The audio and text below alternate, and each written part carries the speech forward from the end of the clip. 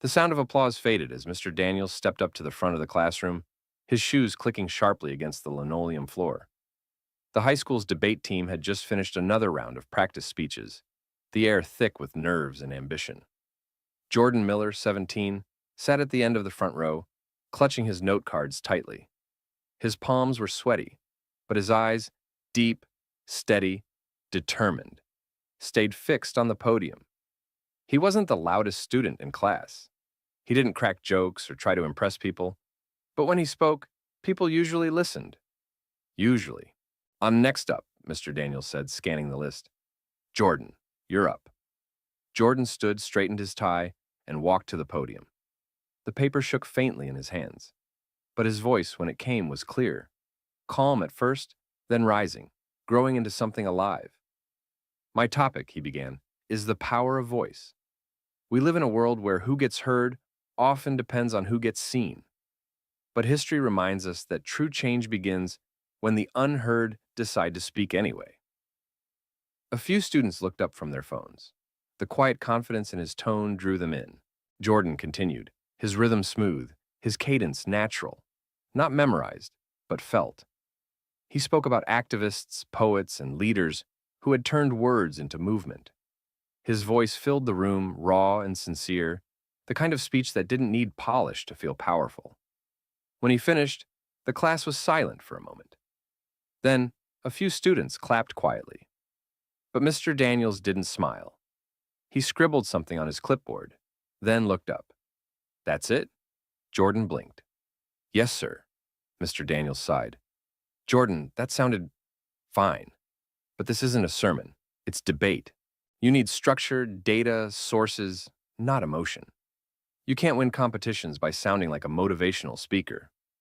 A couple of students shifted uncomfortably. "I was making a point about communication," Jordan said carefully. "That sometimes emotion is persuasion." Mr. Daniels smirked faintly. "Maybe in music videos or protests, but not in real debate. You need to sound intelligent, not passionate." Jordan's jaw tightened. "So, passionate isn't intelligent?" The class went quiet. Mr. Daniels cleared his throat. "That's not what I said. But judges won't take you seriously if you sound like you're trying to make a speech at a rally. They want reason, not rhythm." Jordan nodded slowly, holding back the words he wanted to say. "Understood." As he walked back to his seat, Lena, his debate partner and one of the few who actually believed in him, whispered, "Don't listen to him." That was amazing. He smiled weakly. "Doesn't matter. He's the coach." But inside, something in him burned. Not humiliation, not sadness. Resolve. That evening, Jordan stayed late in the school library. The janitor flicked lights on and off twice, before finally leaving him be. He opened his laptop and watched videos of past debate champions, their poise, their structure, their authority. Then, quietly, he pulled up clips of Martin Luther King Jr., Malcolm X, Maya Angelou, and Barack Obama. Two worlds, two voices. And Jordan realized he didn't have to choose.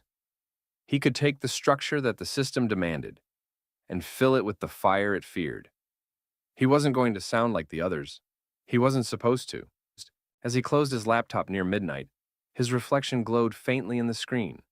Tired eyes, sharp focus. He whispered to himself, "They'll remember my voice." And they would. Because before the year was over, that same teacher who told him to tone it down would be standing in a crowded auditorium, staring up at the big screen, watching Jordan Miller, the kid he thought didn't fit the mold, accept the trophy for National Debate Champion of the Year, and the world would finally be listening. The next few weeks at Riverside High were a blur of after-school practices, library sessions, and frustration. The debate season had officially started, and the tension in the classroom was thick enough to taste. Every afternoon, the team gathered in the small speech room, its walls lined with trophies that gleamed like silent reminders of who had come before, none of whom looked like Jordan. Mr. Daniels stood at the whiteboard, his voice crisp, clinical. "Remember, logic, precision, and composure. Passion doesn't win debates. Reason does." Jordan sat at his desk, jaw tight, pen tapping against his notebook. It wasn't that he didn't understand logic. He did. He'd studied policy arguments, cross-examinations, every rule of debate formatting. But every time he tried to deliver a speech the way Mr. Daniels wanted, it felt wrong, like he was wearing someone else's voice. During one practice round, Lena leaned over. "You're holding back again," she whispered. "I'm just doing what he said," Jordan muttered. "Yeah," she said softly, "and it sounds like it." When it was his turn to speak, he stood at the podium, eyes scanning his notes. "The resolution affirms that," he began, but his tone fell flat, mechanical, lifeless. Halfway through, Mr. Daniels interrupted. "Stop! You sound rehearsed. There's no conviction. You need to believe what you're saying." Jordan blinked, stunned. "I thought you said not to sound emotional." Mr. Daniels rolled his eyes. "Don't twist my words. There's a difference between being emotional and being effective. You're either too cold or too dramatic. Find the middle." The class snickered quietly. Jordan swallowed hard, nodding. "Yes, sir." Lena shot the others a glare, but Jordan didn't look up. He gathered his notes in silence. After practice, as the rest of the team filed out, Jordan stayed behind, staring at the empty podium. "Jordan," Mr. Daniels said, gathering his briefcase, "I'm hard on you because I expect more from you. You've got potential, but potential isn't enough. Judges are looking for polish, not poetry." Jordan nodded. Understood. But as he walked home that night, the word polish echoed in his mind. He passed the murals downtown. Bold colors, faces of artists, activists, and local heroes painted across the brick walls. Each one had something raw and unpolished about it. But that's what made it real. Maybe that's what he wanted his voice to be. Something they couldn't paint over. By the time the regional debate tournament arrived, Jordan had made a choice. He wasn't going to be what they expected.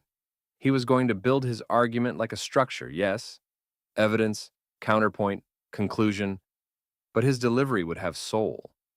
Not shouting, not anger, but truth. The auditorium buzzed with chatter as teams from across the state filed in.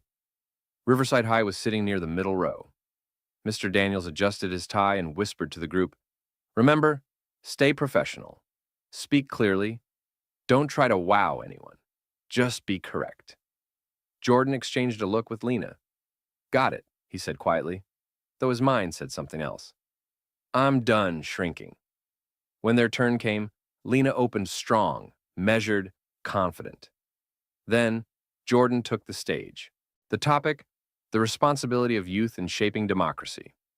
He adjusted the mic, looked around the room, judges, students, teachers, and then began, "My name is Jordan Miller, and I stand here not as a student repeating statistics, but as a young man living inside them." The first few lines drew the judge's attention. His tone was grounded, deliberate, every pause intentional.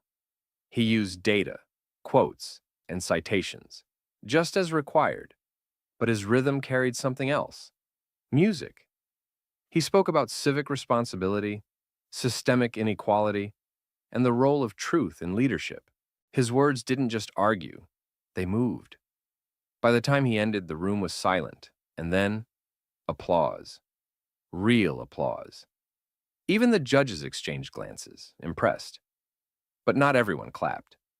Mr. Daniels sat rigid in his seat, his expression unreadable. After the results were posted, Lena came running up, eyes wide. "We're going to state. You did it, Jordan." He smiled, breathless, the paper trembling in his hands. But when he looked toward Mr. Daniels, the man only gave a polite nod. "Good job," he said flatly. "But don't get ahead of yourself. State's a different league. Keep it professional." Jordan exhaled slowly, nodding. "Yes, sir." But as he left the auditorium, trophy in hand, a thought formed in his mind. Quiet, steady, defiant. If this is the wrong way to speak, I never want to sound right again. That night, as the city lights blurred outside the car window, Jordan opened his notebook and wrote 3 words on the first blank page. Speak your truth. And for the first time, he wasn't writing for approval. He was writing for himself. By March, the corridors of Riverside High buzzed with excitement. The state debate championship was only 2 weeks away, and everyone on the team could feel the pressure. Everyone, that is, except Jordan. who felt something heavier than pressure. He felt watched. Ever since the regional win, Mr. Daniels had grown colder toward him. It wasn't overt, not enough for anyone else to notice, but it was there. The clipped feedback, the silent looks, the way he praised everyone else's effort, but ignored Jordan's. At first, Jordan brushed it off. But one afternoon during practice, it all came to a head. Mr. Daniels paced at the front of the room, arms crossed. All right, team. State competition means higher stakes. We need polish, professionalism, discipline. Lena, you'll open the round. Jordan, you'll close. Jordan nodded, already rehearsing his transitions in his head. Actually, Mr. Daniels added suddenly, I've been thinking. We might want to switch the order. Lena frowned.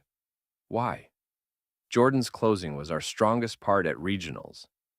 Mr. Daniels' tone was smooth, but his eyes were hard. It was fine. But we don't need theatrics at state. Judges will expect maturity and control. Lena's tone is steadier. Jordan looked up slowly. So you're cutting my speech? I'm adjusting the lineup, Daniels said. We're a team. Don't take it personally. Jordan's stomach twisted. You told me I earned my spot. Mr. Daniels gave a thin smile. And now I'm telling you what's best for the team. Lena opened her mouth to argue, but Jordan shot her a glance. Don't! He gathered his notes silently, forcing his voice to stay level. Understood. But inside, something broke.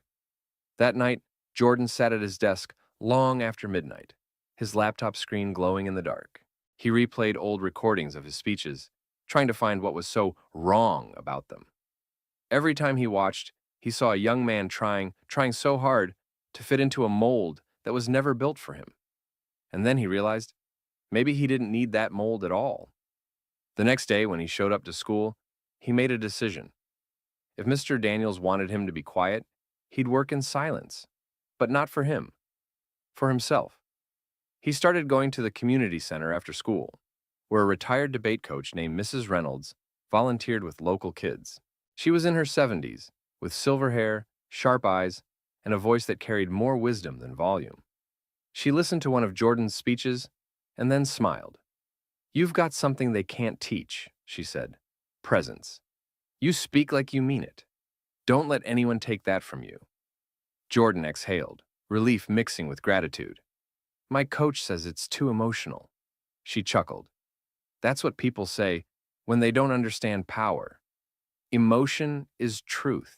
The trick isn't to hide it, it's to harness it.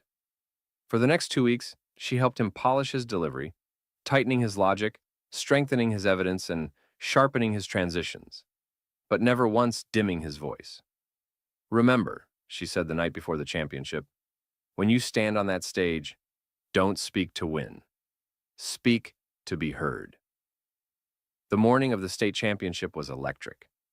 The grand auditorium at the University of Georgia campus was filled with hundreds of students, parents, and judges. Mr. Daniels led the Riverside team into the hall, clipboard in hand, pretending everything was fine. But inside, Jordan was a storm. Before their turn, Lena whispered, You ready? He smiled faintly. I've been ready.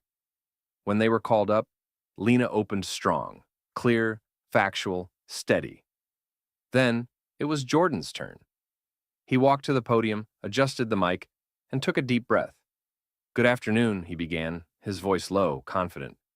Today, we're not debating theory. We're debating reality. The resolution isn't just words on paper.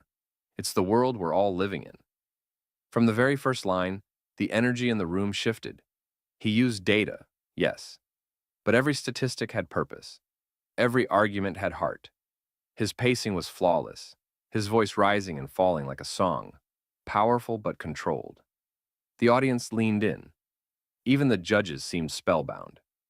Mr. Daniels sat stiff in the back row, his pen frozen above his clipboard. When Jordan reached his closing, his voice softened, not in weakness, but in grace. The power of speech isn't about who shouts the loudest. It's about who dares to speak when they're told they shouldn't. Debate isn't just about winning. It's about belonging. And I'm standing here today to say that every voice, including mine, deserves to be heard. He ended. The silence that followed wasn't empty. It was electric. Then, suddenly, the room erupted into applause. Lena was grinning through tears. The judges stood. Even rival teams clapped. And from the back of the room, Mr. Daniels, the man who told him to sound intelligent, not passionate, sat frozen, eyes wide, as if he'd just seen something he could no longer dismiss. That night, when the winners were announced, there was no suspense. National Debate finalist, Jordan Miller, Riverside High School. The crowd roared. And as Jordan walked across the stage to shake the judge's hand, he looked toward the back of the hall. Not with anger, not with spite, but with quiet triumph. Mr. Daniels' applause came late, hesitant, but it came. And for the first time, Jordan didn't need it. He'd already won the only thing that mattered, his own voice. The ballroom of the National Debate Championship was nothing like the local or state tournaments Jordan had seen before. It wasn't just a competition. It was a stage. Spotlights glared off polished floors, cameras hovered near the judges' table, and students from every corner of the country sat dressed like young professionals, clutching folders and bottled nerves. Jordan adjusted his tie and tried to steady his breathing. His mom had flown in for the finals, her first time seeing him compete. She sat in the third row, pride glimmering in her eyes. Lena stood beside him, gripping her note cards tight. "Last round," she whispered. "You ready?" He nodded. "Always." Across the room, Mr. Daniels was pacing nervously. He hadn't spoken much to Jordan since the state championship. Pride and guilt had fought quietly inside him, and for once, pride was losing.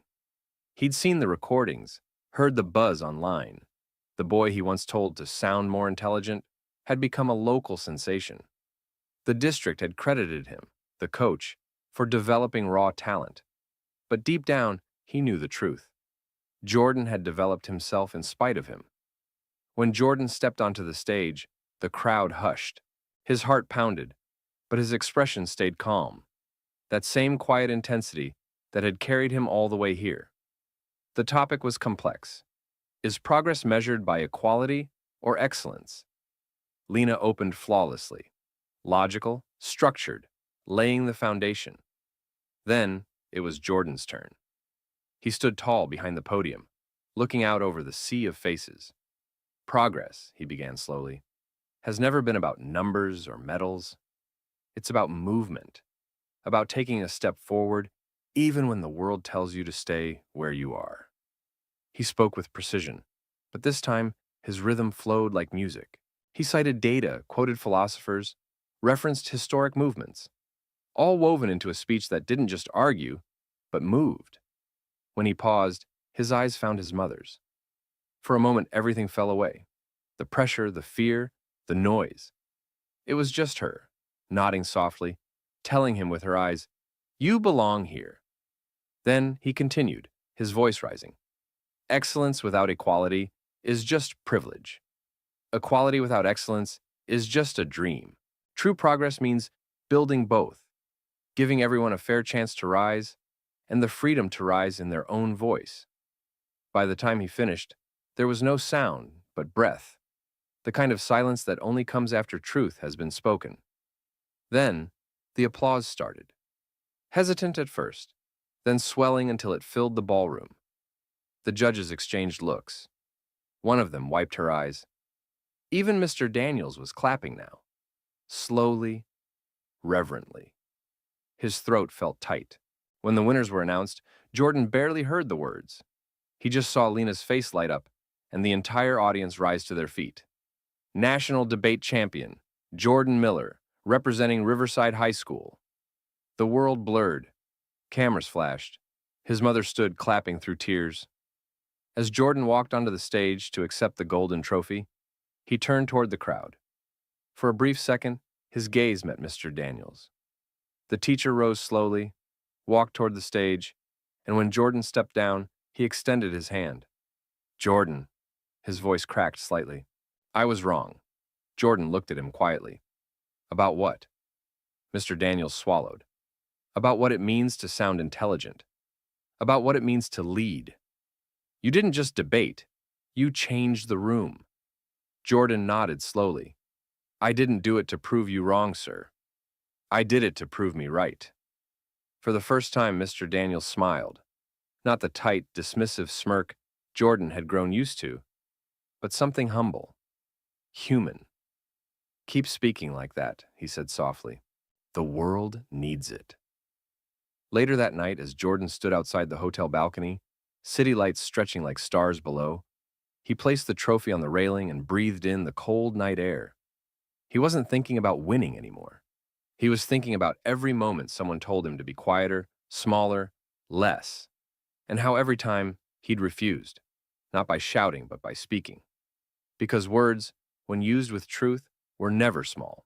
And as he watched the night fade into dawn, Jordan Miller, the kid once told to sound smarter, smiled to himself, knowing he'd finally taught them what intelligence truly sounded like. It sounded like authenticity. It sounded like courage. It sounded like him.